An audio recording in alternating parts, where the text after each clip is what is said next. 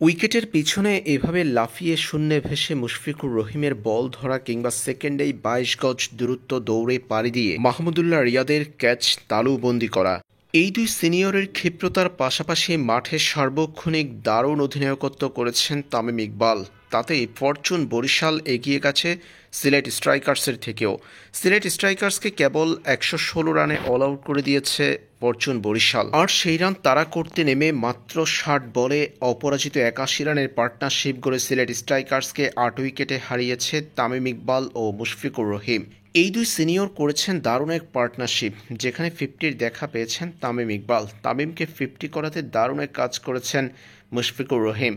শেষ অংশে ফরচুন বরিশালের জয়ের জন্য প্রয়োজন ছিল ২ রানের, আর তামিম ইকবালের 50-র জন্যও প্রয়োজন ছিল ২ রানের। তবে বাউন্ডারিতে বল পাঠালেও মুশি দৌড়ে ২ রান নিয়ে দল জেতাননি, বরং স্ট্রাইকে তামিমকে পাঠিয়েছেন। আর তামিমের সে সময় 50-র জন্য প্রয়োজন ছিল ২ রান, দলের জয়ের জন্য প্রয়োজন ছিল ১ রান। এমন সময়ে তামিম ইকবাল ডাউন দ্য উইকেটে দারুণ এক ৪ হাঁকিয়ে দল জেতানোর পাশাপাশি নিজের 50ও পূর্ণ করেছেন। ফরচুন বরিশালকে আরও একটা ম্যাচে 50 করে জয় এনে দিয়েছেন তামিম। দুর্দান্ত এই জয়ে প্লে অফে পা দিয়ে ফেলল তামিম ইকবালের ফরচুন বরিশাল।